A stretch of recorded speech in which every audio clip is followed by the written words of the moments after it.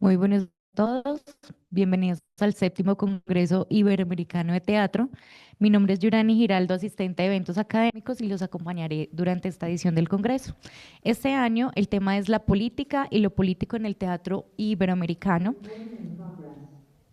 Este año reflexionaremos sobre el acontecimiento escénico como espacio de producción de sentido, memoria y transformación social. La mesa del día de hoy trata sobre análisis dramático y espectacular.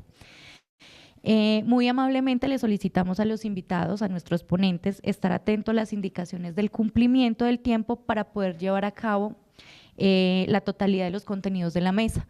Al final, si nos queda espacio, vamos a abrir una ronda para preguntas, tanto para los participantes presenciales como para nuestros participantes virtuales. Pueden escribir en el chat las preguntas y al final vamos a compartirlos con los ponentes.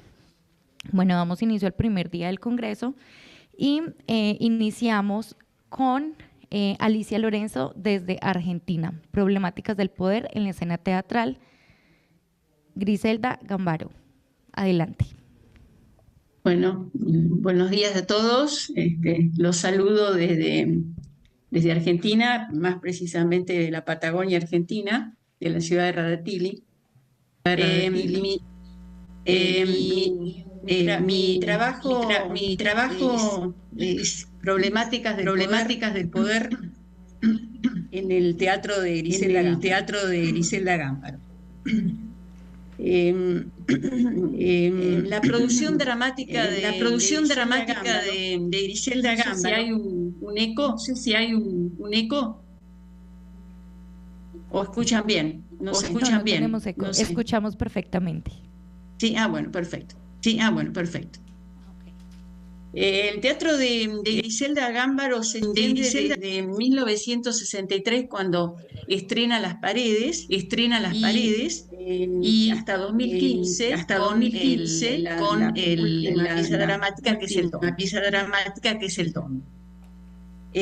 Son más de 50 años de la vida política de la Argentina, atravesada por crisis institucionales, por económicas y sociales, por la dictadura, por el terrorismo de Estado, por gobiernos constitucionales débiles, por sistemas neoliberales que sumen al país en la pobreza y en la desocupación, por la recuperación de los derechos humanos, el juicio a los represores, etcétera, lo que ya todos conocemos, ¿no?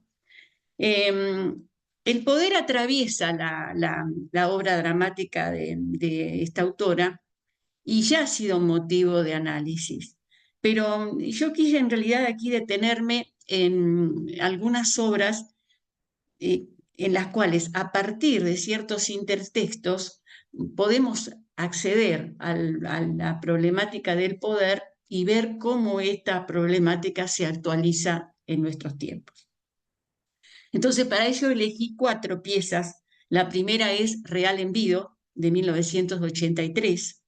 Es una pieza de tipo lúdica, en la que ella parte desde un relato tradicional pseudo-infantil, donde hay reyes, caballeros, princesas, torneos, guerras, pero está planteado como un reino del revés. Todo parece un juego, como lo enuncia el propio título. El rey es pobre, los caballeros están hambrientos, la princesa bella e inteligente va a ser reemplazada por una ignorante y cruel. Es decir, la obra nos muestra todas las contradicciones del poder que se verifican tanto en el discurso como en la acción. El primero está marcado por el vaciamiento significativo de la palabra, por los equívocos, por el nonsense, por los juegos verbales, todos aquellos recursos que sabemos, lamentablemente, predominan en la oratoria política de nuestro tiempo.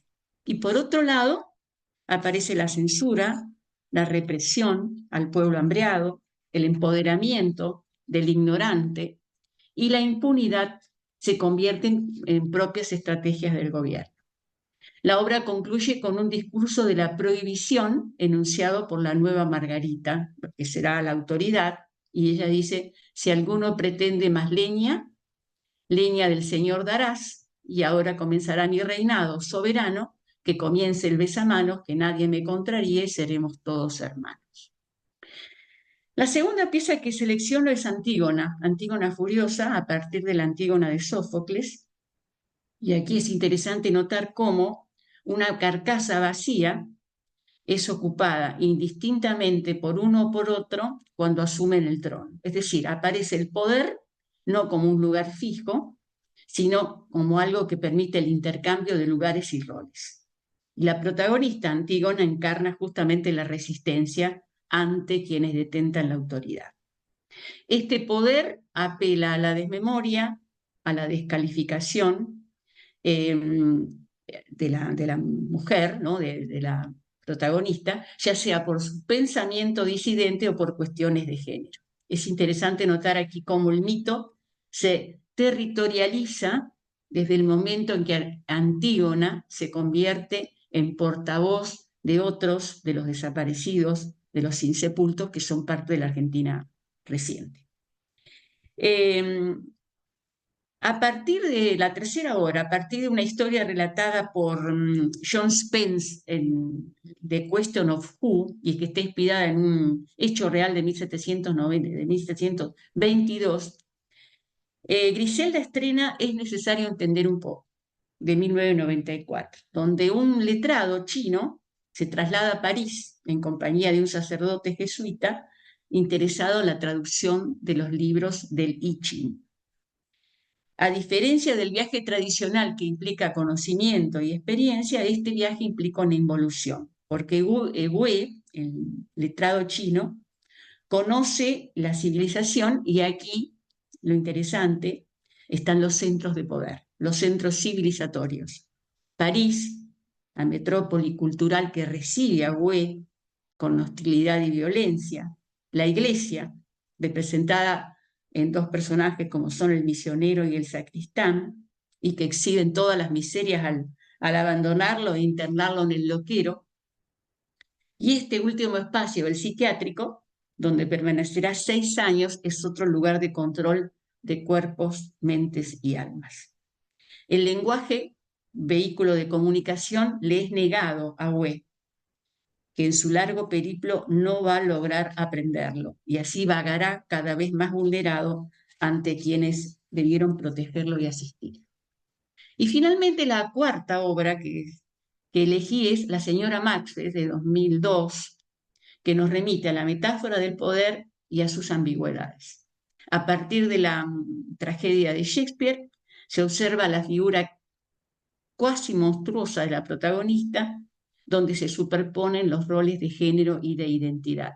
Es decir, aparece la imagen o travestida o animalizada, luchando interiormente entre la mismidad y la otredad, entre lo masculino y lo femenino, entre el goce y el sufrimiento. Así aparece entonces un poder que subyuga, pero que también intoxica, aliena o aniquila hasta la autodestrucción. Es decir, es importante detenerse en los contextos de las piezas dramáticas seleccionadas porque nos remiten a diversos sentidos del tema del poder, ¿no? Por ejemplo, en el caso de Real Envido, cuando Gámbaro la escribe en 1980, Argentina está transitando todavía la peor dictadura de su historia. Entonces ahí el enmascaramiento que se opera en este devenir dramático se explica precisamente por la situación política y social que atravesaba el país. Pero la obra adquiere un profundo significado a la luz de los acontecimientos de la actualidad. Porque mi pregunta es, ¿no somos testigos en los convulsos tiempos de nuestros países latinoamericanos de las anomalías de poderes arbitrarios, de poderes cuyas retóricas se caracterizan por la devaluación de la palabra, por su vaciamiento significativo, con el objetivo de manipular, sojuzgar y beneficiar a unos pocos? El rey y Natán, los dos personajes, ¿No son acaso la réplica de dirigentes actuales, eyectados de otros ámbitos, muchas veces ajenos a la política, que buscan reconocimiento, que fingen gobernar, que amenazan con sanciones y recortes, con voceros que no saben leer, pero que con su obsecuencia ocupan un lugar en el entramado del poder, cuyo juego muestra el caos interno, la desestabilización, el capricho personal y el ejercicio de la violencia como práctica de gobierno? En el caso de Antígona Furiosa, que fue estrenada en 1986, nos propone un tema inquietante en su momento y aún no resuelto: la memoria de los pueblos. Precisamente, Antígona se erige como paladín de la memoria, ¿no?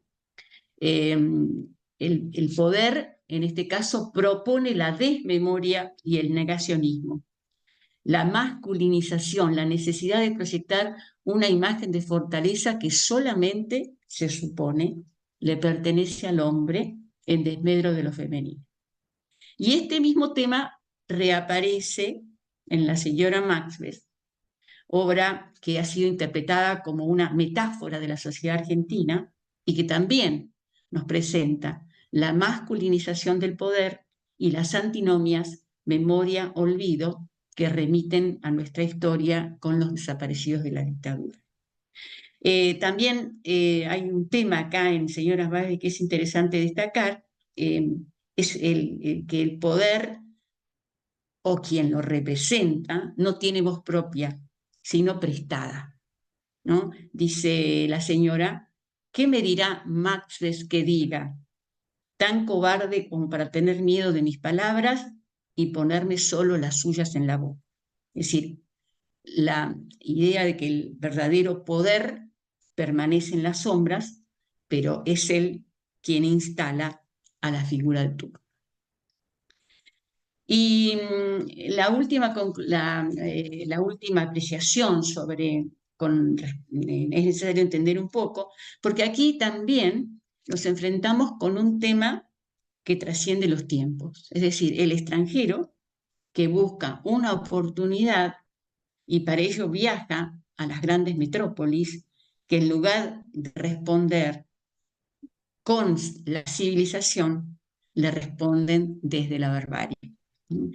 El paisaje distópico de un mundo desconocido para el letrado chino en esta obra se revela de diversas maneras, con las mujeres víctimas de maltrato, con los mendigos harapientos que claman por pan y abrigo, por los enfermos mentales abandonados en los centros de salud. Es decir, todas imágenes que sintetizan la denigración absoluta de la vida humana y de las cuales somos testigos en la actualidad. La pregunta es: ¿cómo reacciona el poder civilizador frente al otro, frente al diferente? Hoy, ¿no?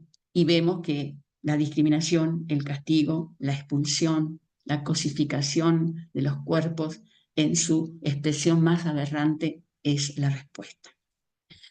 Como vemos entonces, son 4 piezas dramáticas de Griselda Gámbaro que sintetizan los avatares del poder de hoy y de siempre, y dejan textos, digamos, hipotextos diversos, cuya se convierte como en un fenómeno inherente de su propia cosmovisión, desde la apropiación de los mitos, de las historias tradicionales, de los relatos tradicionales, de los dramas de otro tiempo, y todas ellas dan cuenta de las contradicciones y mecanismos del poder que siguen en permanente vigencia. Bueno, nada más. Gracias.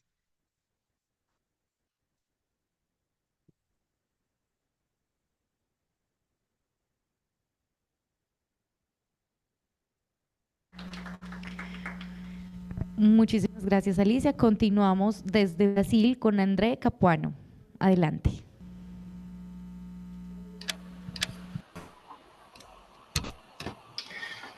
Buenos días, é um prazer formar parte desta mesa. Como um gesto de acercamento, eu pido permisso para ler a apresentação em castelhano, apesar de todos os erros que pueda llegar a cometer. por favor. Carrito trágico de churrasco grego, la sede ambulante do coletivo Uso Teatro Urbano e os choques entre diferentes fuerzas sociales en el centro de la ciudad de São Paulo.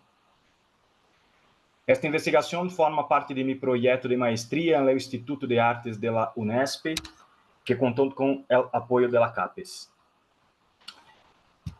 Uso Teatro Urbano é uma investigação teatral que coordeno em las calles do centro de São Paulo desde 2004, com o objetivo de investigar e construir aproximações radicais entre o teatro e a vida cotidiana urbana. Inventamos modos de fazer teatro junto com as pessoas da cidade, criando procedimentos que afirmam a determinação que o espaço exerce sobre a técnica. Desde a perspectiva do geógrafo e intelectual brasileiro Milton Santos, a técnica é um médio que permite ao ser humano viver, produzir e simultaneamente criar espaço. Todas as técnicas participam na produção do espaço, pero também são moldeadas por ele. Em uso, as técnicas teatrales se deixam desestruturar pelo espaço e o que queda de esse enfrentamento se suma a las técnicas da vida cotidiana urbana. Assim, se criam os procedimentos relacionais de uso. Estes procedimentos possibilitam uma infiltração recíproca entre teatro e o dia a dia do território, em um processo contínuo e gradual que muitas vezes conduz a callejones sem salida, em los quais insistimos em permanecer para compreendê-los e profundizar. Um desses callejones é o carrito trágico de churrasco grego, sede ambulante de uso. Criado no contexto da pandemia de SARS-CoV-2, o COVID, a muerte e o dolor que assolaram o mundo e a multiplicação do sofrimento causada por um governo federal, mais tarde acusado de crimes contra a humanidade, nos levaram à tragédia de Édipo Rei. Decidimos escenificá-la com as pessoas do território da República, com os trabalhadores do local. A puesta, a encenação, devia ter um carrito de churrasco grego, e devia ser um carrito de verdade, por causa da matéria que investigamos. Por lo tanto, o carrito deveria funcionar como um ponto de venda de bocadilhos para não ser uma verdade meramente cenográfica. Seguindo a perspectiva de Milton Santos, com el carrito passamos a formar parte, ainda que por pouco tempo, do circuito inferior da economia urbana. Segundo Santos, a economia urbana do terceiro mundo hoje, sur global, é composta por um par dialético entre circuito superior e inferior. Independentes e opostos, o inferior é uma forma de organização social de los pobres de las cidades, constituída por pequeno comércio e atividades sustenidas por confiança e proximidade. Sua lógica é horizontal, com o vecindário solidário em contraposição às verticalidades do capital global. Se produz por a densidade das relações cotidianas, constituindo um espaço de sociabilidade, onde se elaboram práticas e supervivência e formas de solidariedade contra-hegemônicas. É o processo de fabricação, logística e legalização do carrito de churrasco grego contou com o compromisso de diversos trabalhadores da República, cada qual aportando seus saberes. Nos ensinou a legalizar mais ou menos o carrito. Emitiríamos a licença legal com venda puerta a puerta. A licença exige desplaziamento, pero a preparação do churrasco criava a brecha para quedarmos parados. Se legava a fiscalização, alegaríamos o tempo de assado. Se insistia, daríamos uma volta e regressaríamos. Trabalhar assim legalmente. Depois de um largo processo de aprendizagem, inauguramos o carrito em 17 de novembro de 2022. Por los erros e prejuízos desse dia, só volvimos a operar 10 meses depois. Passamos a funcionar los jueves. Começávamos atravessando o território com uma música admirável Gado Novo, ao máximo volume. Los bocadillos costavam R$8, sem lamento, e R$7 com lamento trágico. Ruco, sempre grátis. Os lamentos trágicos dos clientes variavam, pero predominavam a falta de dinheiro e o excesso de trabalho. En el carrinho, exibíamos diariamente el juego entre Brasil e Alemanha, 7-1 para a Alemanha, jogo de 2014 na Copa do Mundo que aconteceu no Brasil. Um jogo trágico para nós outros. E na TV de Clarito também transmitíamos películas e documentais. El tocadiscos e los vinilos quedavam à disposição do público. Algumas pessoas levavam as familiares para comer, escutar discos e conversar sobre a vida e arte.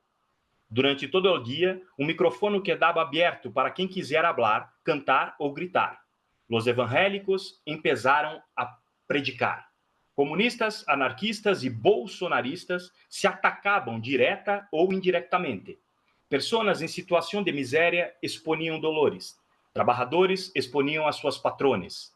Pensamentos entre silenciosos en lo cotidiano, pero ruidosos em las redes, passaram a exponer-se en el território físico. Surgiram debates e as diferenças generaram tensão. Nunca fuimos abordados por la fiscalização, hasta que no pudimos vender mais churrasco grego en el território. O comércio ambulante de São Paulo é historicamente um dos campos mais conflictivos do espaço público e recentemente empeorou. A fines de 2024, as autorizações puerta a puerta do programa Tô Legal da subprefeitura de Sé desapareceram do portal. Circula a informação de milícia vendendo licenças mediante soborno. Intentamos contato, pero não fomos aceptados. Sem o programa Tô Legal e sem a permissão da milícia, já não pudimos vender bocadilhos em República. Assim, el carrito foi empurrado da realidade da vida cotidiana urbana à la realidade escênica. O espaço pressionou ao carrito até que quedara restringido à técnica teatral, convertendo-se em objeto exclusivamente cenográfico. Aún assim, esse objeto também se volvió precário en el território. Os artistas estão sendo expulsos de las calles do centro bajo opressão, abordagens violentas e decomisso de equipos por parte da Guarda Civil Metropolitana, la Polícia Militar e fiscais da prefeitura. Estas ações brutais integram um contexto mais amplo que labicidade denomina guerra de reconquista, uma operação prolongada de expulsão de populações pobres do centro, demolições, remoções forçadas e repressão, para liberar o território a interesses imobiliários. Segundo o geógrafo Milton Santos, os centros das grandes cidades do sul global são lugares de resistência contra ordens verticais que servem à concentração de riqueza e à hegemonia do capital internacional. Isto se deve à sua constituição. Ações e objetos de diferentes momentos históricos, diversidade cultural, população pobre inventando supervivência, horizontalidade e proximidade das relações cotidianas. Para romper estes obstáculos, o capital recorre incluso à força física e ao armamento pesado. Em São Paulo, a atual prefeitura de extrema-direita acelerou a militarização da Guarda Civil Metropolitana e, em aliança com o governo estadual, também de extrema-direita, invirtió em la operação delegada, um convênio que militariza a fiscalização urbana com polícias militares de Franco, a institucionalização do bico policial. Em 11 de abril de 2025, en el Brás, no centro da cidade, El vendedor ambulante senegalês Nagnan Mbaye foi assassinado a tiros por um policial militar que atua em la operação delegada. Segundo testigos, Nagnan não estava vendendo nesse momento, pero intentou interceder quando os policiais abordavam violentamente a uma anciana vendedora ambulante. As muertes continuam no centro de São Paulo, os trabalhadores seguem inventando formas de sobreviver e el menor de los males, el carrito trágico de churrasco griego, está detenido en el estacionamento. Inspirados por Milton Santos, seguimos planeando maneiras de reabrir a sede em el território com funcionamento pleno. Apostamos por las horizontalidades. El estacionamento cuesta R$180 mensuales e el suco sempre será grátis. Gracias. Perdão por mis erros.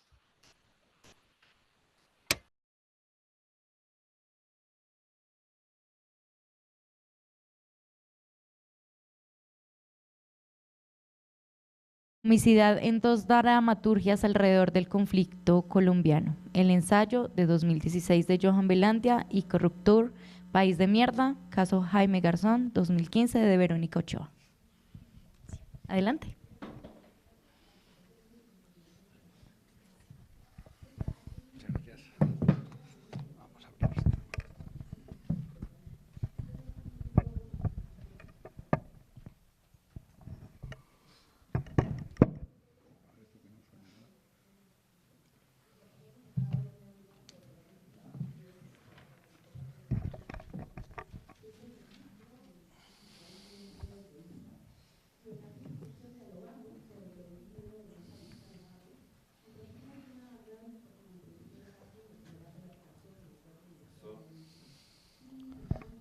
Buenos días.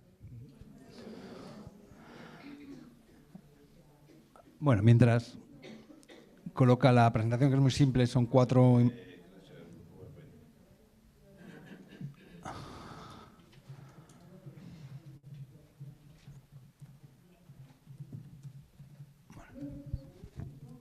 El título es La comicidad en dos dramaturgias, como dijo ella, alrededor del conflicto colombiano. Una, el ensayo, una obra de Johan Velandia, y la segunda, Corruptur, País de Mierda, caso Jaime Garzón, de Verónica Ochoa. No. El que te envíe en PDF, sí.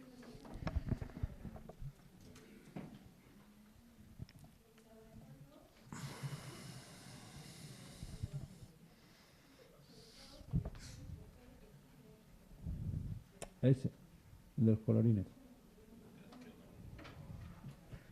Bueno, vamos a arrancar.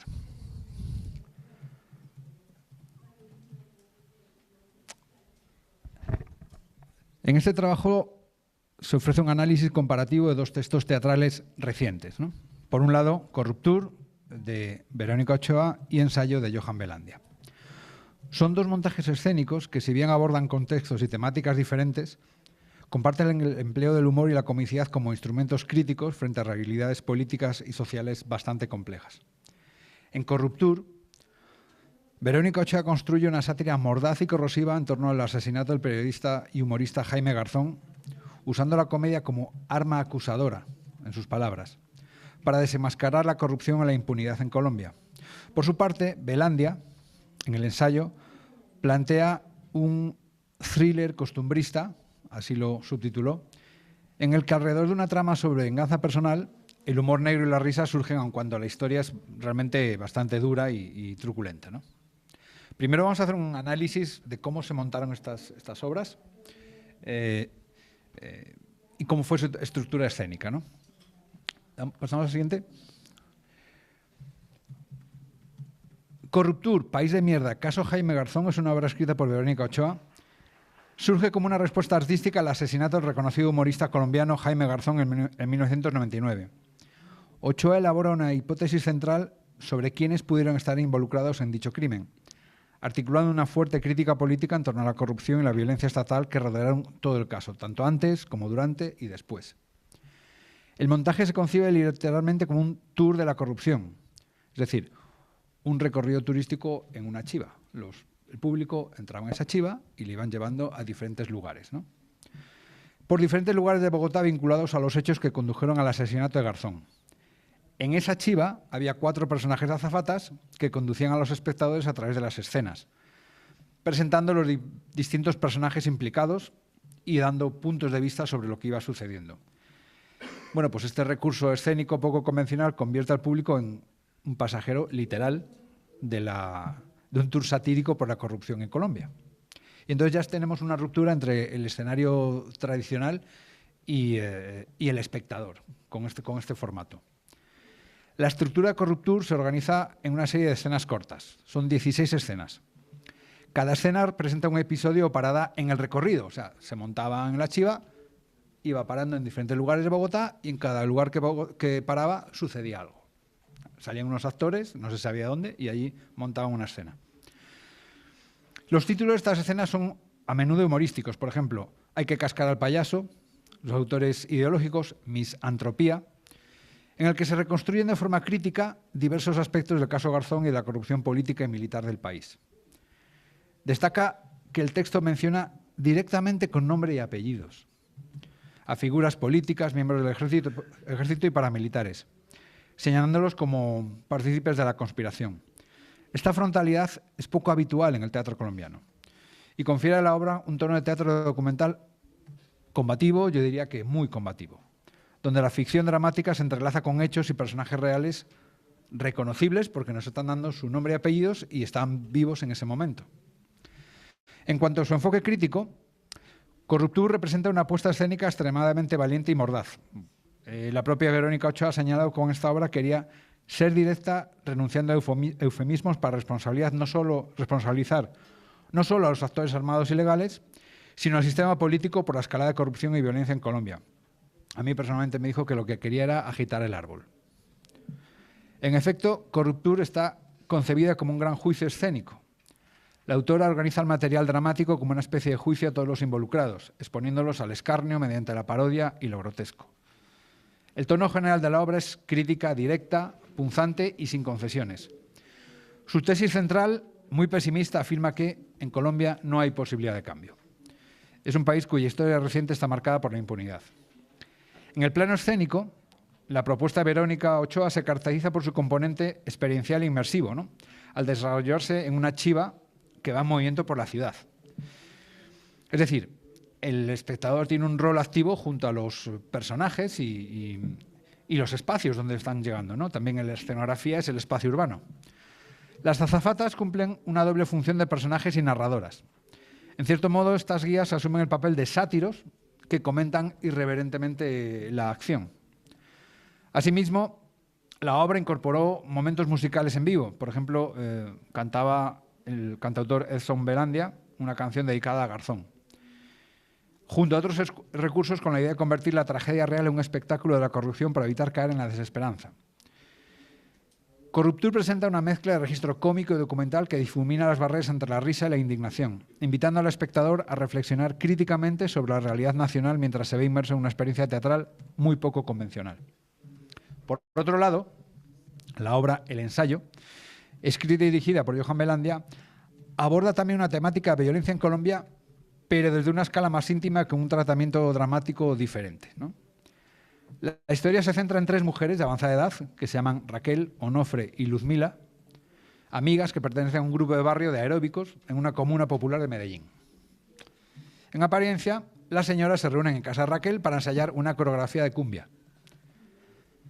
Sin embargo, pronto se revela que Raquel oculta un propósito oscuro: descubrir cuál de sus 2 amigas es la madre del sicario que asesinó a su único hijo.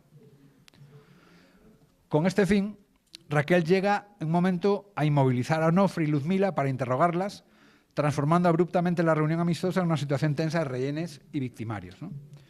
Más adelante, la trama da un giro más al involucrar a los respectivos hijos de las 3 mujeres, que se llaman Juan Carlos A, Juan Carlos B y Juan Carlos C, donde Juan Carlos C es el supuesto sicario. El hijo fallecido los sicarios son Juan Carlos A y Juan Carlos B, y Juan Carlos C es el fallecido, hijo de Raquel. Entonces se completa aquí el macabro ensayo de la venganza de una madre agraviada. La anécdota está basada en hechos reales ocurridos en Medellín en los años 90. También se alude a un posible caso verídico donde un joven fue asesinado tras marcar un autogol en un partido de fútbol de barrio, lo cual imprime a la obra un fuerte arraigo a la realidad social de la violencia urbana en Colombia. El ensayo se marca en una puesta en escena mucho más tradicional, teatro, donde Belandia estructura la pieza en 3 actos muy bien definidos, que en el texto están como primer acto, segundo acto, tercer acto. La acción transcurre íntegramente en el interior de la casa de Raquel en Medellín a lo largo de una sola noche y le da un aire de tragedia doméstica. Este apego formal a la tradición es deliberado. El autor ha descrito la obra con el subtítulo, como ya dije, de thriller costumbrista. Esta tensión entre lo sobrio y lo siniestro, que es Raquel, y lo coloquial y folclórico, que son las otras dos, define un poco el tono peculiar de la obra, ¿no? Respecto al enfoque crítico y temático, el ensayo trasciende la mera historia personal de venganza para erigirse en una alegoría de múltiples violencias y exclusiones sociales.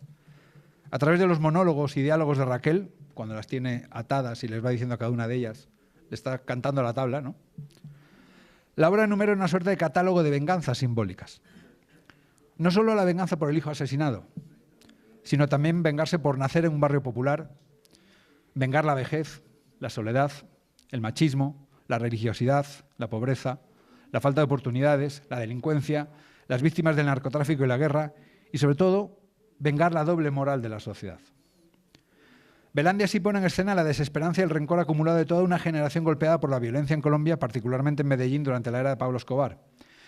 Pero lo hace filtrando la mirada de unas mujeres mayores que cargan décadas de dolor silenciado.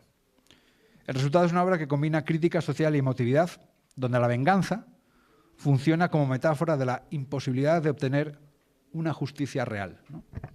Siguiente. Por un lado tenemos la sátira, por otro lado tenemos el humor negro. Aunque Corruptur y el ensayo comparten la idea de valerse de la comicidad para denunciar realidades, sus estrategias humorísticas difieren notablemente. La sátira política, en el caso de Verónica Ochoa, esas son las azafatas. Este es el ensayo, donde las 3 mujeres estaban hechas por 3 actores. Muy simpático también. En Corruptur, Ochoa despliega un arsenal satírico amplio y muy agresivo, próximo por momentos a la farsa política. La comicidad es corrosiva, paródica y mordaz, orientada a ridiculizar a los individuos y estamentos implicados en la corrupción para ponerlos en evidencia. Esta pluralidad de voces y personajes permite a Ochoa satirizar diversos tipos sociales, desde políticos y militares hasta periodistas, jueces, incluso ciudadanos que fueron cómplices. Y teje una crítica sistemática a la sociedad colombiana. En Corruptur sobresale la parodia de discursos oficiales. Por ejemplo, las azafatas adoptan el tono alegre y ligero de guías turísticas para relatar hechos atroces, creando un contraste irónico que provoca lo que llamamos esa risa incómoda, ¿no? Los nombres de ciertas personas y personajes también encierran juegos cómicos. Por ejemplo, un capítulo se titula Manifiesto Inti de la Hoz y John Lennon, una burla que combina apellidos de implicados reales con figuras históricas. Y otro, hay que cascar al payaso. Frase coloquial violenta presentada como un lema humorístico. Se intercalan momentos de humor grueso y burlesco, chistes explícitos, situaciones absurdas con otros de humor fino e irónico, modulando la comicidad según lo que requiere cada momento. Por ejemplo, hay escenas casi circenses, cuando se exhibe a ciertos freaks de la corrupción, mientras que en otras la risa surge de diálogos punzantes. La autora misma decía que el activismo y la sátira son un matrimonio feliz. Es decir, utiliza la risa con clara intención militante. En suma, Corruptur se erige como un ejemplo paradigmático de la sátira política y social en la dramaturgia colombiana.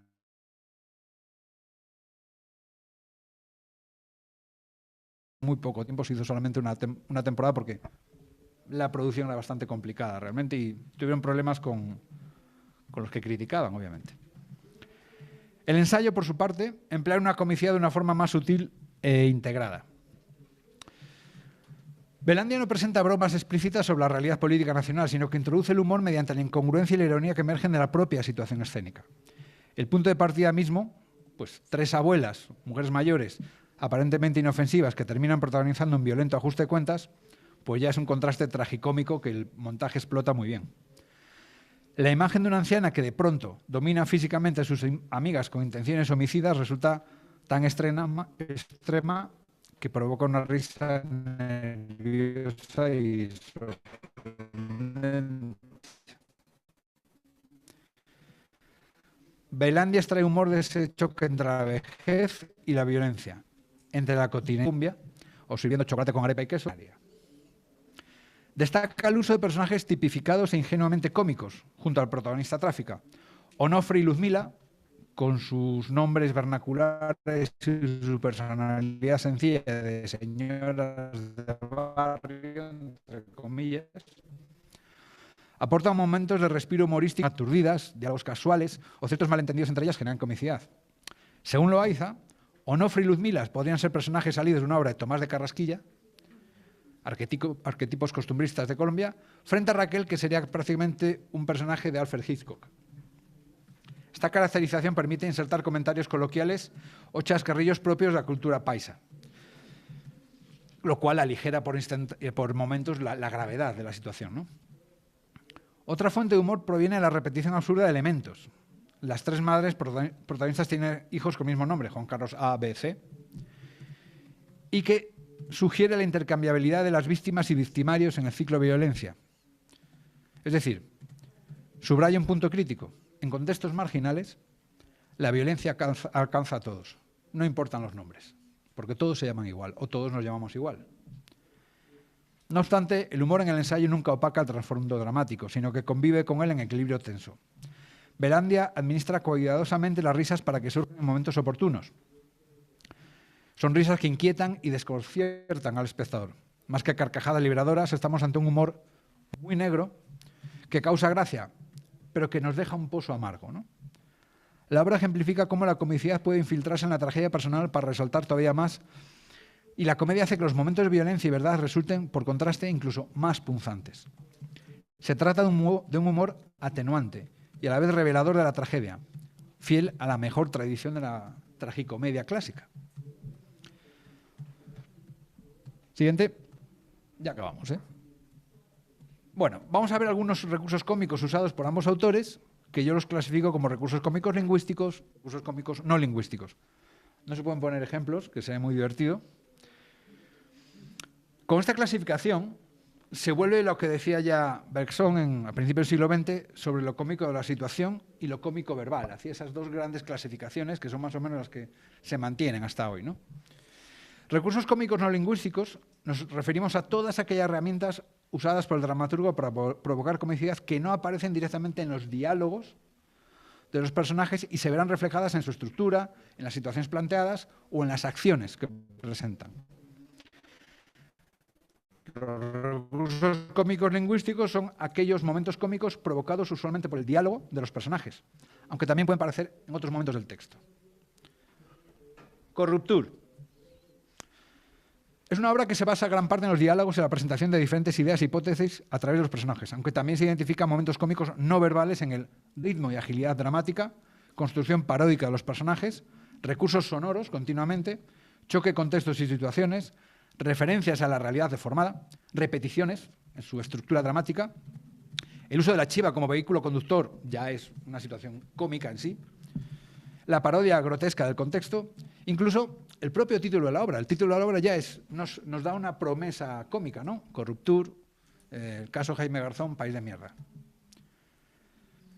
Los recursos cómicos lingüísticos encontramos una gran variedad que Verónica Ochoa los maneja muy bien y es donde brilla con luz propia.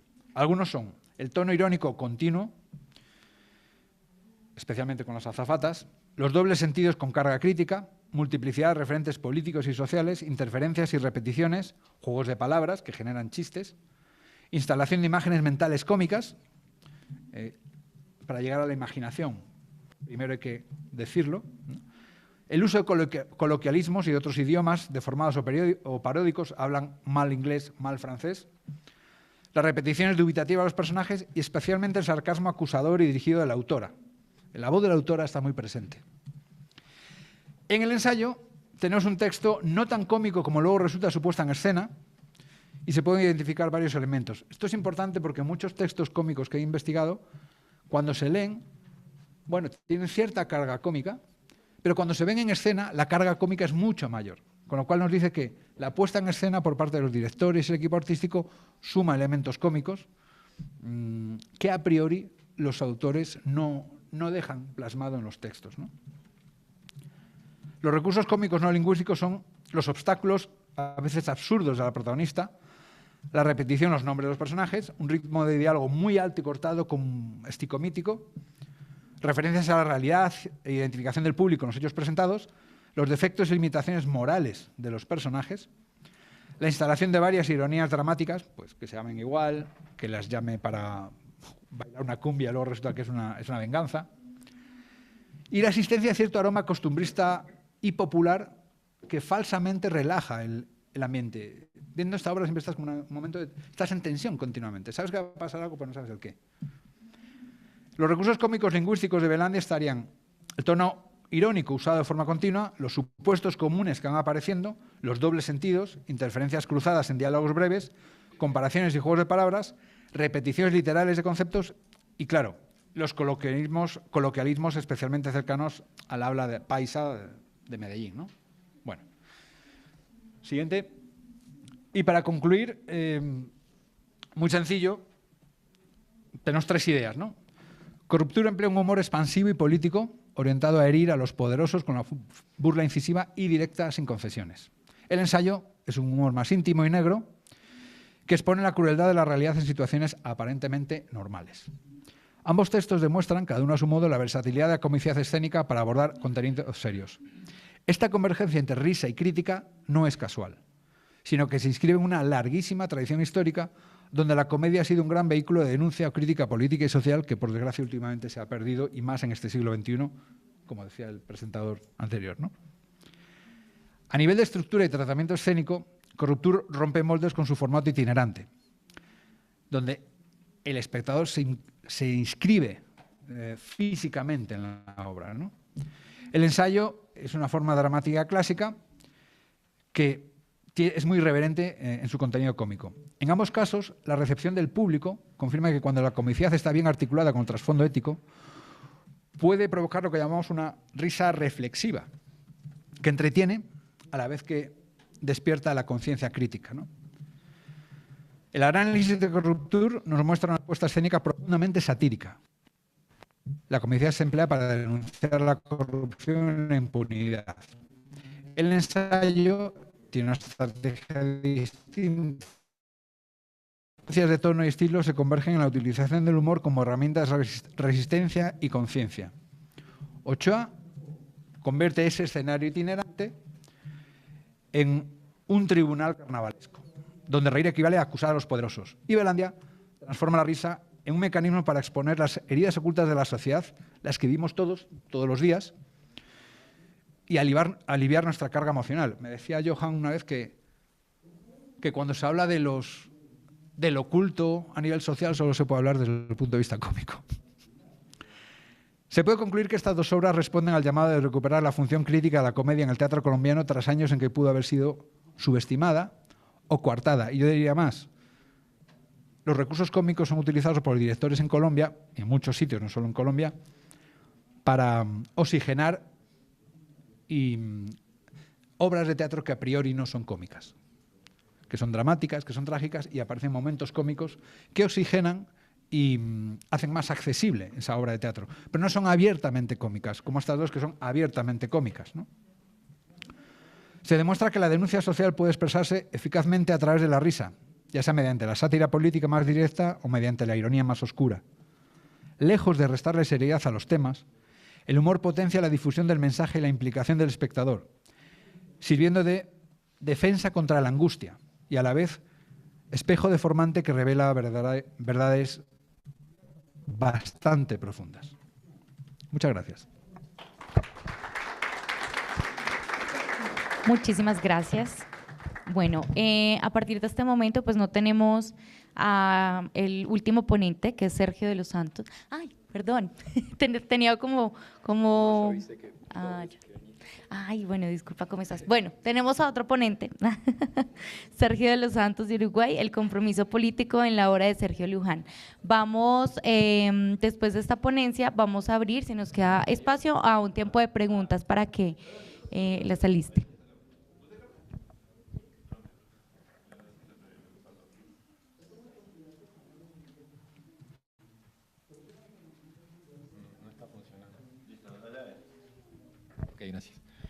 ¿Este no funciona?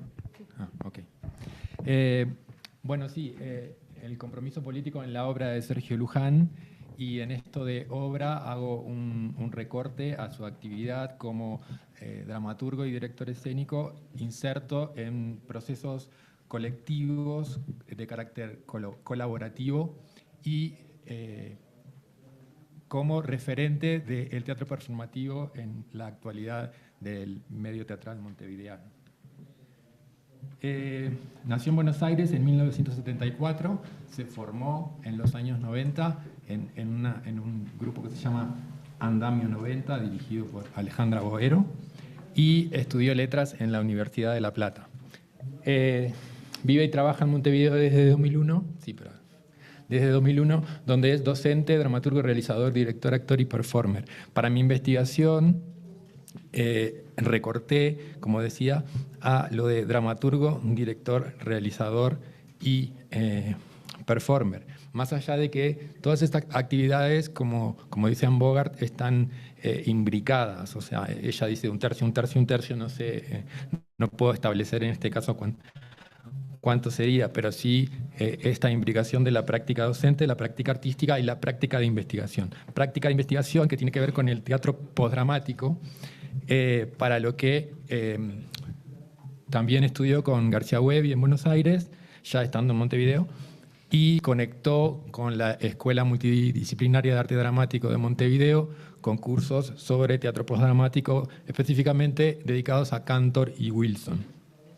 Estas fotos son de 2014, de 2016 y 2025. La última es muy representativa porque está tomada en el atrio del Teatro Solís. El Teatro Solís es el teatro principal dedicado a la ópera y, entre otras cosas, pero tiene como ese rol desde su fundación, y es el rol que tiene principal es como institución legitimadora, por lo cual mi investigación plantea eso, un pasaje desde la llegada como extranjero a la integración total en el medio. Estas fotos son de algunas notas de prensa en la que se da cuenta de los principales temas que trabaja Sergio y que dan lugar a mi investigación. Por un lado, el lugar de la mujer en la sociedad. Por otro lado, el tema del pasado reciente y las dictaduras en ambos lados, en ambas costas del Río de la Plata. Y la actualidad. Fíjense que ahí habla del genocidio palestino. Eso corresponde a una nota de julio del 2025 y sigue siendo un tema relevante hoy día en Uruguay, dada la actitud del gobierno, del presidente y de la diplomacia de no utilizar la palabra genocidio para lo que ocurre en Gaza. Ese tema de la actualidad está presente en cada obra, o sea, cada una de las obras que voy a analizar están conectadas con un evento del momento que se toma de las noticias y las redes sociales. Entonces, en cuanto a las temáticas, el principal es el de la memoria, que es el que permite la relación entre trabajo artístico y política. Como les decía, en julio, en 1 y 2 de agosto del 2025, se presentó en la sala principal del Teatro Solís Madre Coraje, y era la segunda vez que Sergio tenía actividad en el teatro. Después voy a referirme a otra. Y la actriz protagonista es Gabriela Iribarren, que es actriz y militante política dentro de la cultura de uno del partido de izquierda en Uruguay, y es la directora del Instituto de Actuación de Montevideo, que es la principal institución formativa a nivel privado, y ella es egresada de la EMAD, que es la principal institución formativa a nivel público.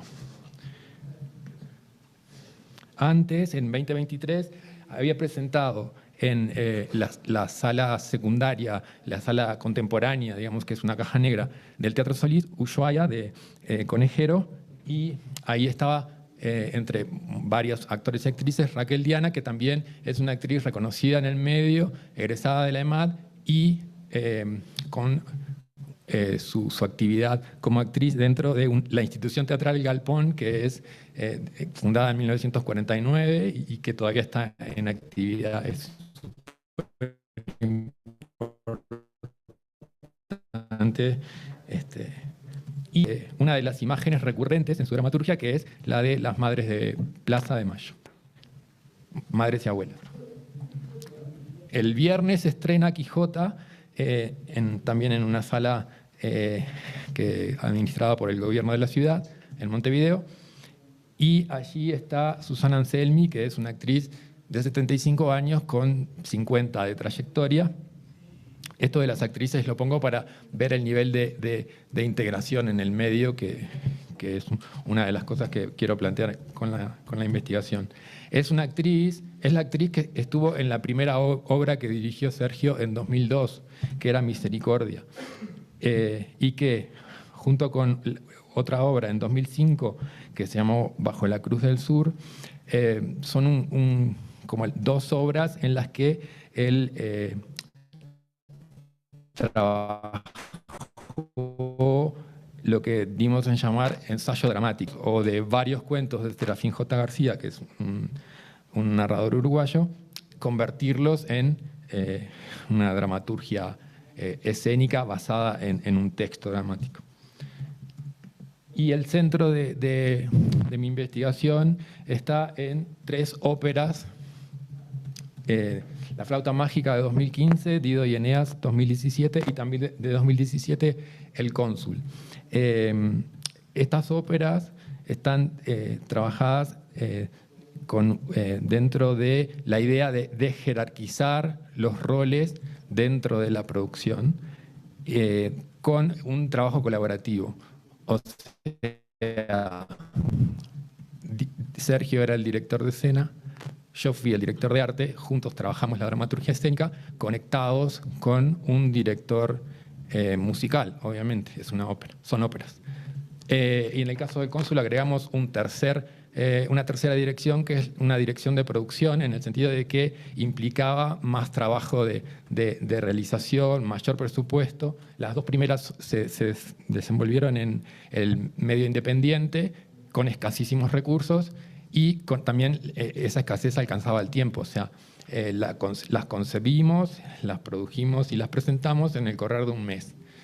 Dido y Eneas fue en agosto del 2017 y El Cónsul fue en septiembre del 2017, estrenado el 11 de septiembre.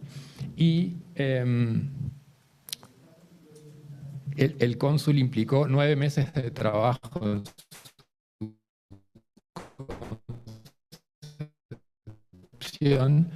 un mes de producción y prácticamente lo habitual en las obras. Pero lo importante, una de las cosas importantes a destacar en este punto es ese pasaje de la escena independiente a la temporada lírica del Teatro Solís, como les decía ya, esa institución legitimadora. Esta fue la primera vez de las 3 que trabajó en el Solís. En esto del trabajo colaborativo y de la creación de dramaturgia escénica, utilizamos la herramienta, el diálogo constante entre la visión de lo que es el movimiento escénico y lo que es la visualidad en un trabajo de diálogo, ida y vuelta, o sea, en el que estoy incluido. O sea, esa es la observación participante de la investigación. Y eso da lugar a recursos escénicos como la superposición, la yuxtaposición y la simultaneidad. El texto espectacular de estas óperas implican líneas paralelas, más allá de la música y lo que se canta. También hay un movimiento escénico y unas temáticas anexadas a la central de la narrativa de cada ópera, que van en paralelo y que cada una de esas líneas se desarrolla independientemente.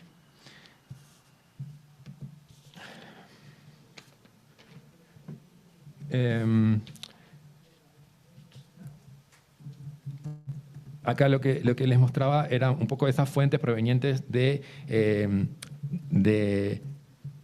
las noticias, la actualidad, la iconografía, distintas iconografías y las redes sociales. Cuando digo iconografía es porque ese acopio lo trabajamos a través del método iconográfico, iconológico, o sea, las seleccionamos y las ponemos en relación con lo que vamos a hacer a través del resultado, lo conseguimos a través del collage, el ensamblaje, particularmente el embalaje y el montaje casi que de carácter cinematográfico. En la flauta mágica nos propusimos hacer de lo onírico el performador de la realidad escénica. Eso es casi que una cita que tomé de Sergio. Es decir, a través de la performatividad nos alejamos del libreto. También nos sirvió casi como un manifiesto. O sea, en una de esas líneas planteaba la muerte de uno de los personajes como la muerte de un tipo de teatro y el nacimiento de otro. Y esto estaba dado en escena, por ejemplo, en el comienzo aparecía el sonido y la imagen de un ritmo cardíaco de alguien que muere, y al final aparecía la ecografía de su sobrino que había sido concebido en Buenos Aires hacía poco. También aparece un recurso constante en la obra de Sergio, que es la verbovisualidad, el texto como imagen. Entonces, como no había traducción en simultáneo, utilizábamos el trabajo de los performers con la traducción de parte del libreto, específicamente en una parte en que los personajes hablan de los roles de hombre y mujer en el siglo XVIII, lo que quiere decir la mujer al servicio del hombre. No sé si se lee ahí, pero ahí es donde se planteaba esa problemática del rol de la mujer en la sociedad, y en determinado momento, cuando terminaba este dúo de dos de los personajes, había un silencio, o sea, no sonaba la música y nadie cantaba, y se proyectaban los 147 nombres de las mujeres asesinadas hasta ese momento. Ahora no tengo el número exacto, pero seguramente haya sido, es mucho mayor, obviamente. Y terminaba esa lista con la palabra asesinadas. Esto provocaba no solamente el corte ese de lo musical y de lo escénico, sino también el silencio de los espectadores y luego de unos instantes el aplauso. En Dido y Eneas volvemos a utilizar las proyecciones y la performance se convierte en entreacto y queda integrada a la segunda parte de la ópera. El vestuario aparece como un elemento disruptivo y se plantea la ocupación total del espacio escénico. La flauta mágica fue en un espacio no convencional de platea frontal. Esto fue en un teatro convencional de platea y escenario, y se ocupaba con distintas performances. Algunos sectores de la platea, la orquesta estaba en escena, todo el coro estaba en escena todo el tiempo, entonces se producía como cierto agobio visual que en el transcurrir de la ópera iba siendo como yendo por partes, digamos, para dar algo de claridad. Esto es parte del acopio de El Cónsul, que por la temática del título, la temática del título es la burocracia estatal y la imposibilidad de que una persona consiga una visa para salir de una situación. Es la esposa de un activista político perseguido. Está la noticia del momento eran los refugiados y las embarcaciones hundidas en el mar Mediterráneo. en esto histórico del mar Mediterráneo, los monstruos marinos que aparecía en la literatura y la mitología mediterránea, expresada a través de esa obra de Hirst y el tiburón. Esto de que aparezca una obra de arte contemporáneo, en el caso de Dido y Eneas, había sido la obra de León Ferrari, La civilización occidental y cristiana, que no sé si recuerdan, es un avión con un Cristo ensamblado. Y el tema de los desaparecidos, desaparecidos y detenidos en la dictadura, con una participación de integrantes de esas organizaciones, con la pancarta que utilizaron en la Marcha del Silencio, que conmemora los nombres de todos los detenidos desaparecidos y que se hace en la avenida principal de Montevideo. Entonces, a eso... No. A eso se le suma el Mundial de Argentina 78, realizado en plena dictadura, imágenes de represión de Uruguay en 1973, y ese septiembre del 2017 estuvo marcado por la desaparición de Santiago Maldonado en Argentina,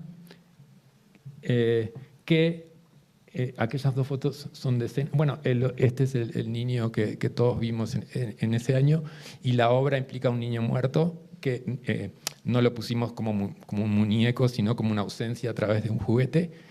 Y en la escena aparece, por un lado, un globo amarillo y un payaso blanco, que el payaso blanco es una figura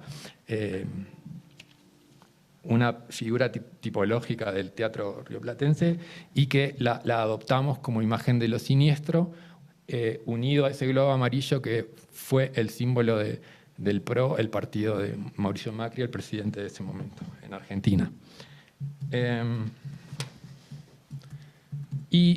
Nos propusimos ocupar todo el espacio y que hubiera performance todo el tiempo que duraba la ópera. Entonces utilizamos una platea con muñecos que enfrentaban en forma de espejo a los espectadores.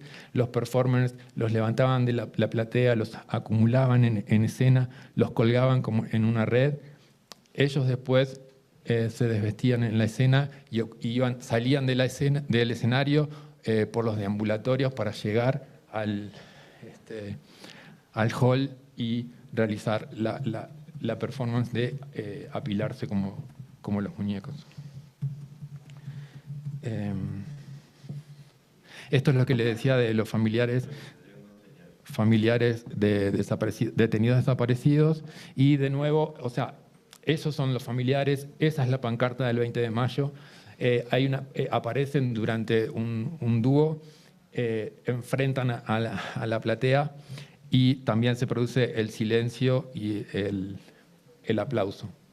Y esto estaba conectado con la reproducción, si se puede decir, esta no es la palabra, pero producir en escena lo que había sido registrado en fotos en 1973 como parte de la oposición al golpe de Estado en Uruguay. Los volantes que caían desde los niveles superiores del teatro tenían la foto de cada uno de los desaparecidos, su nombre, la fecha de desaparición y la edad del momento de desaparecer. Uno de los elementos también fundamentales de investigación es la crítica, y por un lado ver cómo el impacto que produjo en cuanto a la cantidad de críticas que se generaron sobre el cónsul, el efecto sobre un medio que está como acostumbrado a un canon visual que tiene que ver con la tradición, o sea, hacer la ópera como se hace desde hace 500 años, en un repertorio italiano y romántico. O sea, esto estaba completamente por fuera de todas esa expectativa. Y la crítica, la primera crítica que se hace sobre una obra de Sergio en Montevideo plantea, entre comillas, el exceso de Luján, que es algo que también es permanente y que insistimos cuando trabajamos juntos, y él también cuando trabaja solo, en esto de excederse en todos los niveles. Y lo que planteamos con el planteo, con el estudio de la crítica, es nuestra propuesta hacia el público, hacia los espectadores, de entender la sutil diferencia entre entender y comprender. O sea, el espectador, obligar al espectador a dejar de tratar de entender y comprender que es la diferencia está entre la utilización del intelecto y la aceptación de los afectos, digamos. La temática de los desaparecidos siguió dentro de la obra de Sergio en performance hechas delante de la Suprema Corte de Justicia. Y en pandemia, cuando no se pudo realizar la marcha presencialmente en 18 de julio, que es la avenida, cada integrante del grupo de Sergio, que es el laboratorio de práctica teatral, lo hizo desde su casa, desde frente a su casa, digamos, con la pancarta, una pancarta, durante lo que duraba toda la transmisión vía Zoom, que fue como se pudo hacer ese ritual que ya tiene ese carácter, digamos. El Laboratorio de Práctica Teatral fue fundado en 2009 integrando los que habían sido estudiantes de sus clases en colegios secundarios y en algunos casos eran en primaria también, e implica ese pasaje de docente y estudiantes hacia el medio teatral, y también el pasaje del trabajo sobre texto al trabajo sobre performatividad en una continua experimentación escénica, que en 2019 se planteó hacer Hamlet, pero, como para festejar esos 10 años, pero desde el marco teórico de Lehmann y Fischer-Lichte, de entenderlo como acontecimiento y plantearlo en episodios elaborados siguiendo hipótesis para la creación de distintas performances que se integraban y que generaban un texto espectacular basado en la hibridez, la interdisciplina, la multidisciplina y la transdisciplina, no sin una división taxonómica, sino como con momentos de una cosa o de la otra. El episodio 1 se llama La Sombra, y el episodio 2 se iba a llamar Ofelia Gertrudis, pero estábamos en marzo del 2019, o sea que no se pudo. Sí. A esta altura, o sea, 10 años después de la fundación del Laboratorio de Práctica Teatral y habiéndolo puesto en práctica en las 3 óperas, se generó algo que llamamos dramaturgia de emergencias o dramaturgia emergente de ese que fue nuestro proceso creativo. Entonces, no hay un texto para esas performances, pero sí hay como una guía que implica los referentes, las acciones a realizar, cómo se va a usar el espacio y los elementos, los objetos involucrados.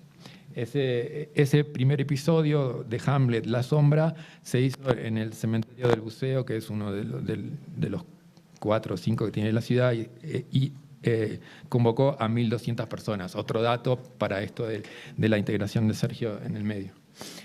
Y bueno, estos son proyecciones sobre uno de los urnarios que incluyeron Hamlet, película, digamos, un trozo paradigmático, ya sabrán cuál es, políticos del momento y de nuevo el texto como imagen. Implicaba el desfile de carrozas temáticas generadas por la creación de de la responsabilidad de un performer con la ayuda de todos los otros y la participación incluso. Y acá implica también la integración en su dramaturgia, en la dramaturgia de Sergio, de elementos que tienen que ver con el carnaval, o sea, las comparsas y los cabezudos.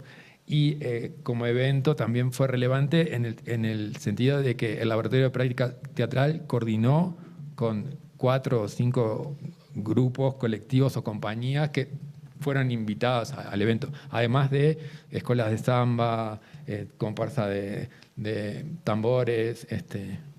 Fue un macro evento, digamos. Y se utilizaban símbolos patrios, lemas patrióticos, la imagen de los héroes.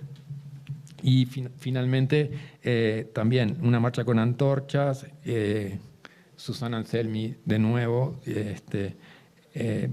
con la foto de un desaparecido con el que ella estaba relacionada personalmente.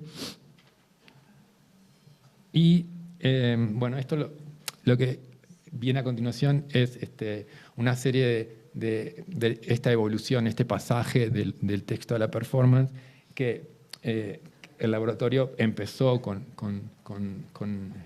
obras de texto y en este momento hizo un pasaje desde Severa Vigilancia de Genet, presentada en un recinto penitenciario, les implicó la necesidad de trabajar desde la performance y consiguieron un local y desarrollaron una serie de performances derivadas de los distintos talleres semestrales que dirigió Sergio en ese momento. Los siguientes son imágenes de eso, pero pueden encontrarlos en la web del Laboratorio de Práctica Teatral o en su Instagram, que al final va a estar presente.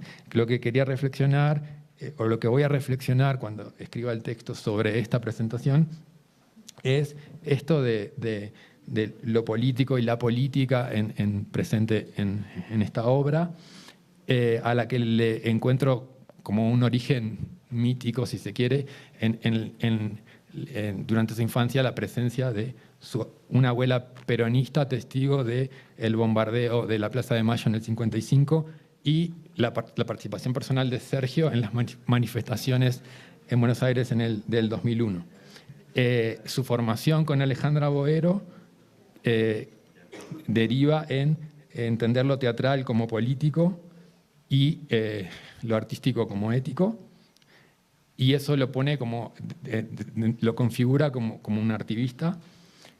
Y la utilización del concepto expandido de lo teatral, en lo que también se ha convertido en un activista.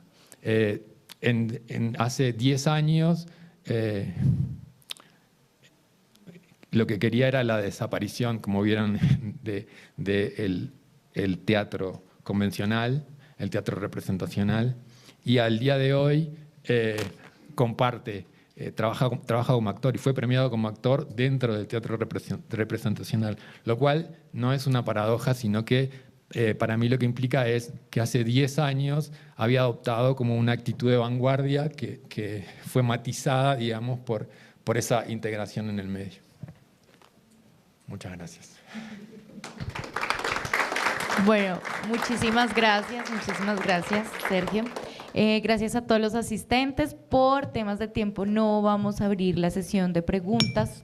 Les di un poco más de tiempo para que todos los ponentes en su totalidad pues hablaran de sus ponencias, porque además me parece que estos son temas sumamente importantes e interesantes. Muchísimas gracias a todos ustedes por haber asistido a esta mesa. Vamos a tener un receso hasta las 11:20 y después vamos a abrir la mesa 3, análisis dramático y espectacular, y la mesa 4, teatro de mujeres, comunidades y grupos, para que estén acá presentes. Así que muchísimas gracias. Gracias a los asistentes virtuales también por conectarse y estar presentes. Los invitamos a conectarse nuevamente a las 11:20 de la mañana, hora Colombia. Muchísimas gracias.